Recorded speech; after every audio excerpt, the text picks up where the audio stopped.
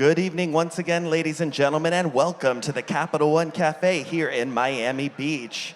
We are so excited to have you all here for our Listen In event featuring Wyclef Jean and Jazzy Amra. But first, please help me welcome our MC for the evening. She's the co-creator of the money coaching program here at Capital One and a certified money coach herself. She's a friend of mine and soon to be one of yours. Please welcome Megan Lathrop. Thank you, Miami. So I landed here in Miami a day early to go to actually a fellow money coach's birthday party here. And while I was out with her and her friends, I was with a whole group of people I'd never met before, but just as friendly as you all. And they started asking me a bunch of questions that were somewhat vulnerable.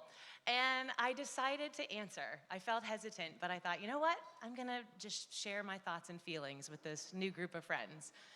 And what happened was they all listened so deeply to what I was saying, and they were reflecting back to me what they heard, and they were telling me that they felt that way too, and they were sharing stories of situations that were similar, and it created the most amazing bond with this group of people I'd never spent time with before. So I was headed home the other night, and I was so happy, and I was reflecting on why. And it really is the same as the spirit of this program, and it was the power of listening. I felt got, I felt seen, I felt understood, and that's just such a powerful part of the human experience. So thank you for welcoming me here so warmly. So my name's Megan Lathrop, and I'm the co-creator of the money coaching program here at Capital One. Does anyone know what money coaching is? Great. Awesome. Yes, a few people. Great, thank you. So money coaching is a program that we have here, and we're offering it in over 20 cafes across the country. And it's a chance to sit with someone in person, a money coach, and really share your beliefs and values around your relationship to money. And it's a chance to be heard and to really hear your own thoughts and your own values and create your own relationship and journey to money. So that brings us to why we're here tonight. We at Capital One believe that we think listening is the way. So we want to listen to you. We want to hear what your goals are, what your dreams are. And if we can't listen to that deeply, we wouldn't be equipped to guide you and be your guide along your journey. And more importantly, we believe that you need to be listening to yourself. And oftentimes that can be a little bit of a harder, more challenging practice, listening to that quiet voice within ourselves. So that's what we'll maybe practice a little bit tonight with our guests and with each other, that power of listening to each other and to ourselves. So we at Capital One believe if we're listening to you and you're listening to you, we can have a successful relationship in guiding you along the way. Does that make sense? Does that seem like a good idea? Yeah, amazing. And one other reason, a statistic as to why we're really tuning in more deeply to listening is according to a brand new Capital One Listen In survey, more than half of Americans feel they aren't actively listened to by friends, family, or colleagues. In fact, nearly 1 in 5 Americans can't remember the last time someone deeply listened to them. So we're wanting to listen in a little more. So without further ado, I'm going to introduce our guest in a minute, but I do want to invite you to get the dialogue going. So you're more than encouraged to post videos or photos on social media and just use hashtag Banking Reimagined, and we'll get the dialogue going. So I'm so excited to introduce our guest tonight. We have 2 guests, actually. So will you give an enthusiastic welcome with me to Wyclef Jean and Jazzy.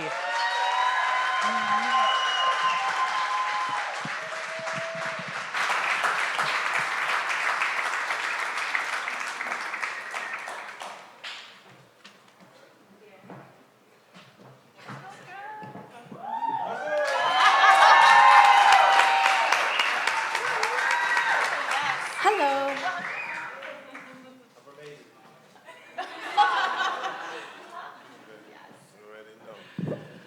Sock up fed. Translation, how y'all doing? Well, to kick us off, tell us a little bit about you two and how did you meet? How do you know each other? How did this come to be? So Jazzy Amra, similar to Lauryn Hill, You know, I discovered her, she was 15. You know, Beyonce, Destiny Child, 16 years old. I have the most extraordinary life. They say before you get famous, you gotta go through Uncle Wyclef, right? So Jazzy Amra was brought to me by the CEO of Heads Music, which is an all-independent female label. And it was like, yo, Wyclef, you know, we have something for you. Because the thing about it is, Jay-Z has a certain fit of artists that goes with him. Puff has a certain fit. And I have a certain fit of certain artists.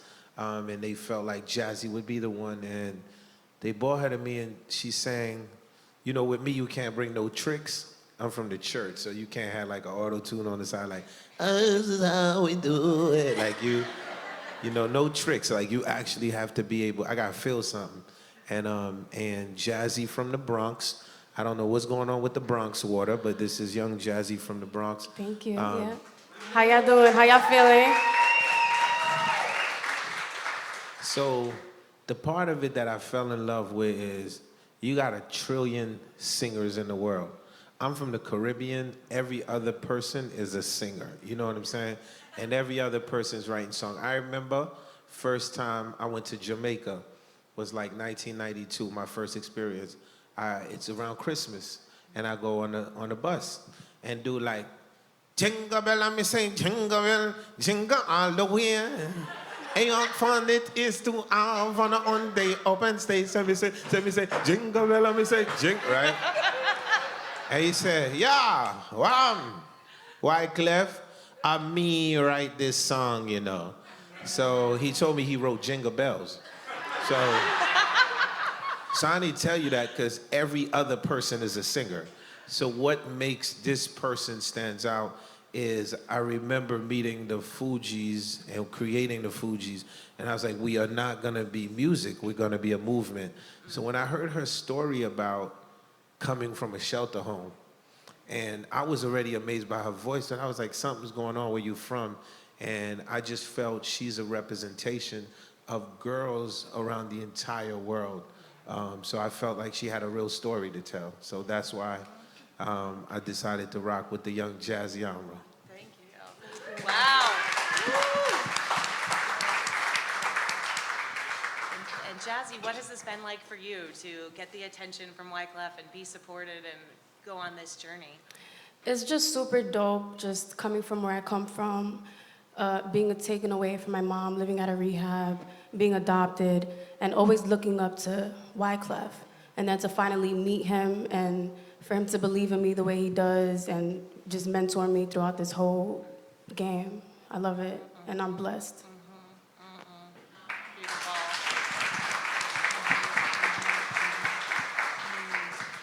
And tell us a little bit about your story. I know at an early age, you had some big changes in your life. Yeah, so when I was about 3 years old, I lived at a rehab with my mom in Harlem, and she had relapsed in the rehab. So me and my siblings got taken away. Then later on, I was placed in foster care. And then after foster care, I was adopted by my aunt. And just growing up, I was confused. I did not know why this was happening, why I didn't have my dad in my life, why I was just being treated the way I was. So my inspiration was my mom. Like whenever I would think about her and whenever I would miss her, I would resort to singing because that's all I saw her do at the rehab, sing and dance in the mirror. So I really took that and ran with it. I felt like it was my comfort. That was my comfort zone when I would sing and dance. And it brought me a long way because I took it serious and really did what I had to do. Wow. And how do you feel like your mom, does she still inspire you today? Do you hear her voice or a message from her? Well, my mom passed away when I was 18, and that was like a breaking point for me. I was like, no way. Like, ain't no way that I done been through all of this hardship, all of this pain to not tell my message. That's why I'm very transparent with my story. I make sure to tell it how it is, not to sugarcoat anything. I put it in my music, and just to make it known, to be that voice to the people who done been through what I've been through, because I know I'm not the only one. So my message is uplifting. You could do it. Please don't give up, because I could have easily given up. I could have resorted to other things besides music. I could have just let myself go, but I decided to be strong and fight for what I love.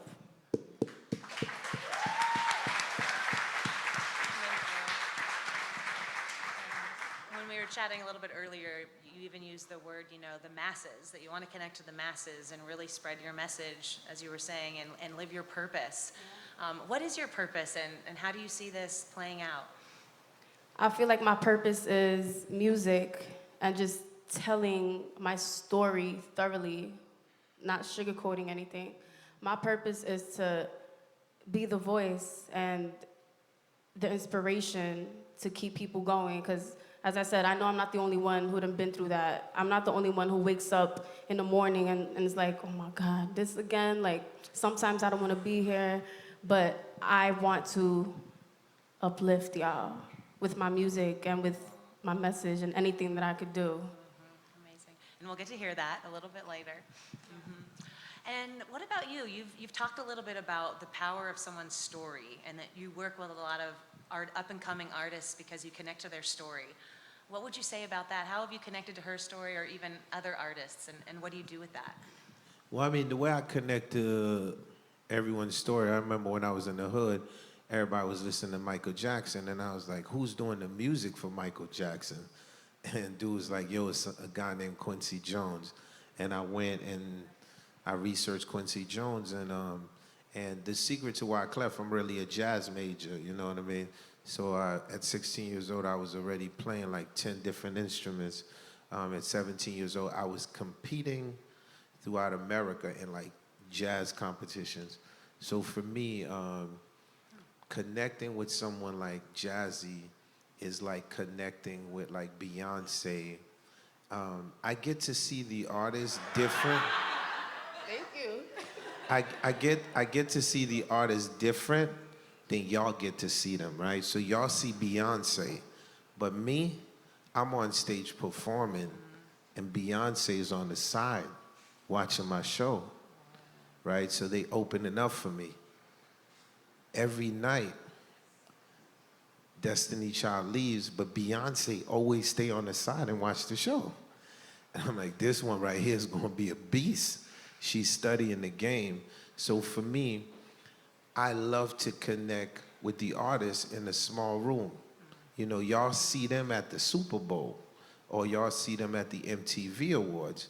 Me, I'm just walking down the street, and it's like, yo, Wyclef, can you just give me a shout out, man? I need this for my Facebook. And it happens to be Justin Bieber, you know? So I see the artists different than y'all see them. So at the end of the day, for me, it's like when I see Jazzy and I see her energy around the crowd, it reminds me of like the era like when we came up, but she just happened to be like 21 or 22. So for me, that's what's exciting. And when you were first listening to her sing, what, in the spirit of listening, what did you hear? What did you notice? What was it? Soul, Sid. Soul music, you know, like just stuff that's from the heart. It's different. Like I told you, everybody could sing a song, but very few people can make you feel something. So, like, I don't need no Simon Cowell here. There's no, I don't need, there's no, like, Whitney Houston is right in your seat. I'm sitting right here.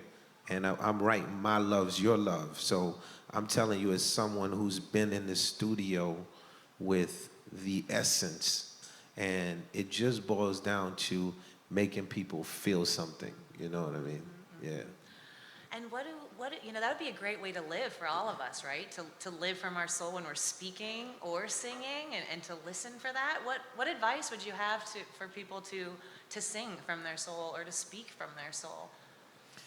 Everybody ain't gonna be able to sing, you know what I'm saying? Maybe they could sing in the shower. And we all sound good in the shower, you know what I'm saying? New York, New York. But I would say your soul, though, is totally different, because that gives you that other energy. So, and then I think really singing through your soul translate to more than just singing, right? Because singing is a melody, but just the idea of your gut feeling and what you feel in your heart, just doing it and not second guessing yourself, like believing in that voice that's really inside of you. That's very, very important. Yes, let's talk about that for a minute. That we all have so many voices in our heads, right? We're hearing our voice, we're hearing our neighbor's voice, we're hearing our inner critic, our ego, we're hearing wisdom. How do you tune in to what voice you want to listen to? That's a great question. Well, let's start off with the basic voice, which is instinct, right? Instinct is important, and we all naturally have it as human beings. Usually, those people with big imaginations, we live in what's called the invisible world. In the invisible world, nobody else could see it. They think you crazy. Let me give you an example. So, I'm in Haiti.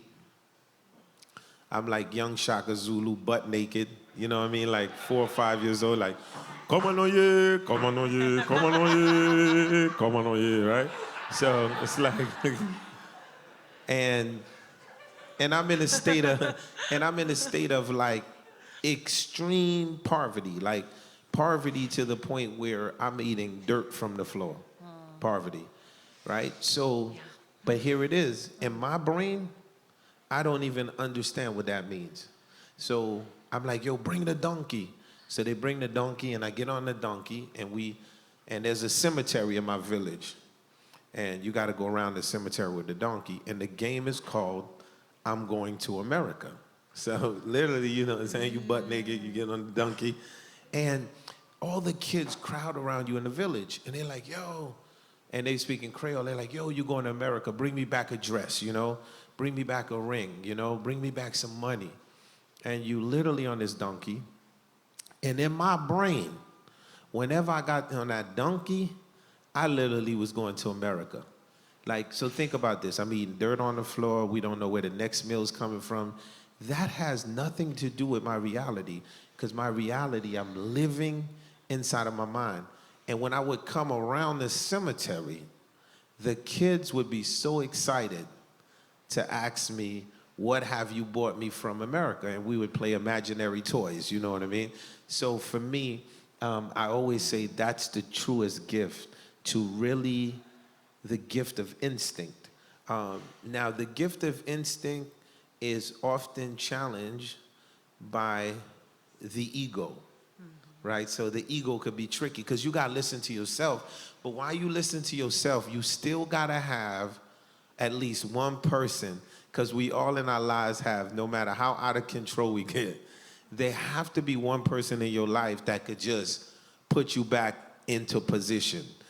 So if we watch it statistically, we've seen it with athletes, with musicians, even with public figures. Usually when that one person get out of your life, it could be your mother, your father, your coach, your aunt, and it throws you off balance. So this is very important. I think between the two, you should be able to balance it out. And instinct helps you deal with the bigger issue, which is called wisdom, because you got to be able to operate from a level of wisdom.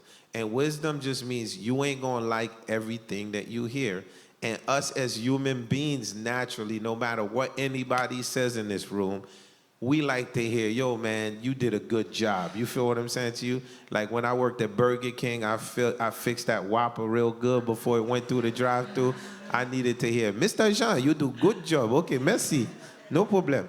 So, you know what I'm saying to you? That's what we like.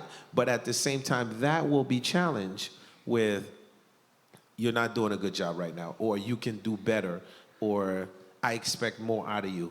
And this is very important, because you have to let the ego go aside and still operate with the idea of instinct, but not letting the ego take the place of the hearing. Well, you've said a couple things I want to go a little deeper with. The first one being imagination. So that's something we talk a lot about in money coaching and helping people explore what they want their life to look like and creating their financial journey is imagining it first within. So what would you tell people to do around imagining what they want and then, living that out? Yo, you gotta see it. Like, can you see the money? Real talk. Can you see $1 million in your hands like this, just in a hotel room? Like, you feel me? Like, you gotta, like, you feel me? But can you really see it? You really see it?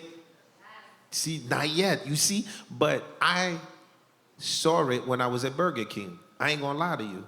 Like, I saw it. I was like, so the thing is, the law of attraction, right? You have to see it. In order for you to have it, if you don't see it, you ain't gonna have it.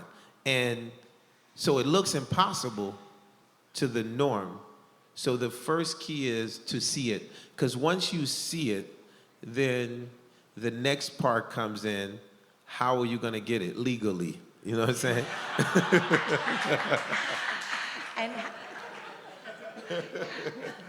You know, and now the determination comes in and the hard work of the idea, because one thing about money is people be like, yo man, you know what I'm saying, like you don't need no money, they be doing all of that, they going to the strip joint, they dropping 100,000, like they wasting the money. But unless you have money, you ain't gonna understand what it's like. Like, I'm barely 24 with $1 million in a hotel room like Mayweather. What the heck do you do? So at the end of the day, it takes great business people to start to explain to you, like, hold up, the music's on the radio now, right. but tomorrow it might not be on the radio. So what we got to do is we have to adjust things. And and then they start to introduce you to the possibilities of stock, the possibilities of bonds, the possibility of real estate. And I think if I wasn't in a position of diversity, I wouldn't be here today. Diversity is very important. And also in the idea of talking about money, there's also things that you can put against the money. So for example, when you have, we talked about Quincy Jones earlier. The reason why I wanted to be like Quincy, I wanted to be the guy writing the songs. When you're writing the songs, you're owning the publishing catalog. So it don't matter if DJ Khaled, for example, he does Wild Thoughts, and thank you to him and Rihanna for making me a whole lot of money again, you know what I mean? So the idea of owning catalogs, publishing, this is very important. But it all converts back to a currency. You know what I mean? And that's the idea of taking responsibility, working hard for coming up with something that you're proud of, that you could share from generation to generation on down. Right, definitely. And it sounds like really bringing your values into it. And that has me wonder, how have you worked with Jazzy in using this power of imagination and vision and tuning into what you value? How have you worked together to cast a vision for her, and what does that look like? How does that process go? Well, when we work together, it's all about the vibe. Like, we get into the studio and we could start something from scratch or a beat that he made 5 years ago, but it's all about what we feel in the moment. Like the way that I make music. Just feel something in the moment. Feel something. Hold on. Let me see. The way that I make music. Oh man, we not on. I was about to feel something in the moment. Like, I listen to the He's beat. embodying the process right now. Then I just think of different melodies, different type of flows, and then I put the words to it afterwards. So that's how I like creating. Amazing. Let's see. We'll take a What we minute to doing? listen. Yo, one thing about rappers, we be completely breaking the rules. Like, whatever you Outside of thought the it box. was, just think of something totally different. Wyclef, Jean-Pierre, High Heart, Little Haiti in the building. Okay, that's nice. Cool. But just say, like, the way we was just talking about the vibes, right? All about It's the vibe. important for you to understand what the vibes is. Berto, you from Italy. Come up here. It's my man. Hold this mic for me. Just catch a vibe. Let's Look, catch look, a vibe. look. Her dress is green. Catch the vibe. We gon' catch a vibe.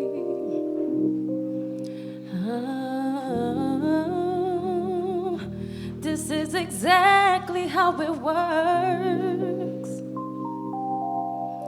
I listen to the melodies and just go with the flow. I go with the flow.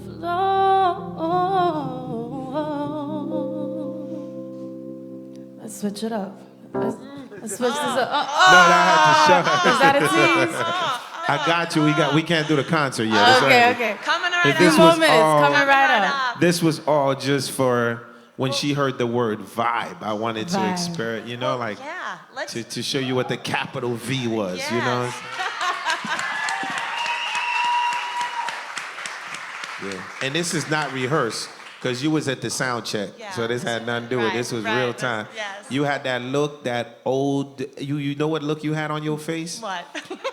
Let me tell you the look you had on your face. At the Grammys, I'm on the stage with Erykah Badu, and we about to present an award.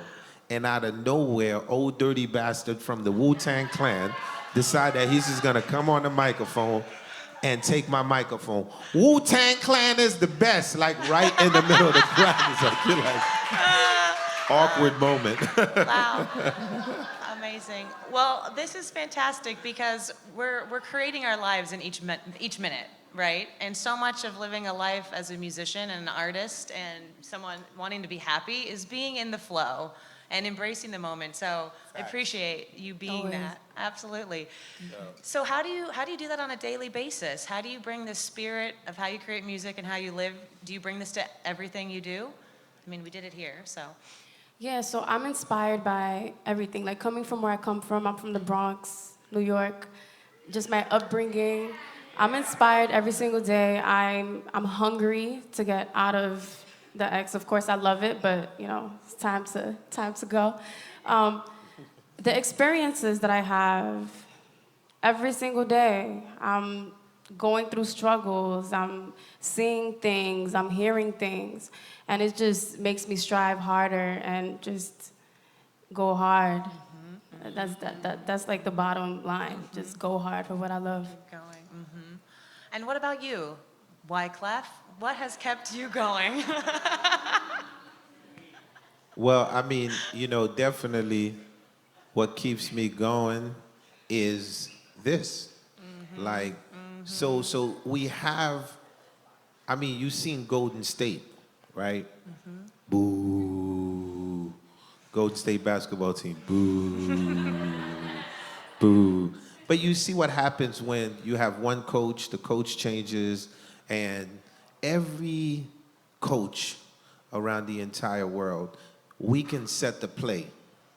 But every day we wake up, we like, yo, when is that next player gonna come from high school, from college, you know, whether if it's a female or a male, whether in any kind of sport, and just blow you away. Because as a coach, it's good to have rings, and you're always looking for the next ring because you're passionate about this. So this is what keeps me going. The reinvention of just, I mean, she's barely 20-something, right? So for her to be able to have that soulful vibe, it makes me have that energy in my back. I'm like, okay, where's Lauryn Hill? Where's Erykah Badu? Where's Mary J. Blige? Where's Queen Latifah? Where's MC Light? And it's like I can see all of that in this new generation as it emerges, you know? Thank you. Bless. Thank you, Bless. You better go platinum the first week. All right. I love your voice just when you say thank you. It is so soulful. Yeah. Well, just maybe one or two last questions. Why is it so important to listen to your own voice? It's important because you know yourself better than anybody else. You go home, go to sleep, or you look at yourself in the mirror, and you know what you love, you know what you don't. So when you talk to yourself, I talk to myself. Like, I could be anywhere, or I could just zone out and get in tune with myself, and that's super important because you could definitely, like, talk your way out of bad decisions, because sometimes you're thinking irrationally when you're upset or stuff like that. You know, you take a moment to yourself and really calm down and just really get in tune. Yep. And I think you listen to your voice through wisdom, right? So you listen to your voice through wisdom, and it's what we talked about earlier. So once again, listen to your voice. Don't have second doubts. If you have second doubts, you're finished. You can't, there's no such thing. It's a little secret. Any form of second doubt eliminates you from this race. So you can't have second doubts. Like if you say, I'm gonna cross the bridge, there's nothing in your mind that should make you do that. I've watched DJ Khaled. We was 19 years old, and he said, we the best. He said that at 19. And you couldn't tell him he wasn't the best. Like, even though at the time he wasn't the best, like we was still crumbing up trying to figure it out. But he was like, yo, we the best. Oh yeah, y'all gonna believe it, we the best. So I say that's the first thing, like you can't just say it, you truly gotta believe it. If you believe it, that's the number one thing. And then when you operating from a level of wisdom, then you understand one of the number one rules is, it's not what you do when you fall, but what you do when you get back up. So I think just operating from that level, it helps all of us and puts life in general in a perspective. And these rules are whether if you're doing music or you trading stock every morning, or it's all gonna apply to the same thing of how you feel and be very passionate about what you naturally do. Amen. Okay, last question for both of you. Who has been that person that has helped you believe in yourself, as you were saying? Oh, you wanna go? You want me to go? No problem. All right. So everything I be saying, it just sound funny, but I am not a comedian. But the truth just sound funny as hell, like a Kevin Hart skit. So one of the peoples them that helped me that I believed in me was my wifey. But, I mean, this is years later, but like in the hood, she was like the baddest joint. Like I saw her come through with like some fur, and I thought she was dating a drug dealer at the time, you feel me? So I remember when it's time to go to the club, we be banging on the little window like, yo, can we get $10, me and Prize? We trying to go up to the club tonight. And so for me, she was like, anything you want to do, you can do it. So she was part of one of the people that actually bought our first studio equipment. She was the first person I told her I had a recording studio, and she came in and I recorded the demo on her. And of course, I charged her at the time. You see what I'm saying? Because, you know, we was in date and she got to pay. But it was just the idea of someone believing in you before you believed in yourself. So I credit her 100% for a lot of that come up, for sure. Facts.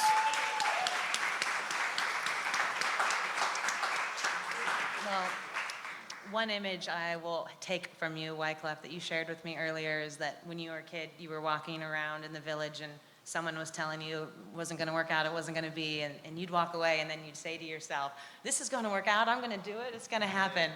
And, you know, we can all do that. We can be the voice to ourselves, telling ourselves what we want to happen and how it's going to work out and that we're not going to give up. So thank you for modeling that. Thank you, thank you. Well, just to engage with the audience for a quick minute before we end this segment of the evening, how many of you were listening intently to this? Yes, amazing. How many of you feel like you became a better listener after this conversation? How many of you are excited to, when you leave here, tune in and listen deeply to the people you care about? Fantastic, fantastic. Great. Well, this concludes our night for the live stream. Thank you so much for joining us. And please do continue the conversation on social media. Continue posting and sharing at #BankingReimagined. Thank you so much for joining us, and we will continue listening to you. And for those of you live, we get a huge treat.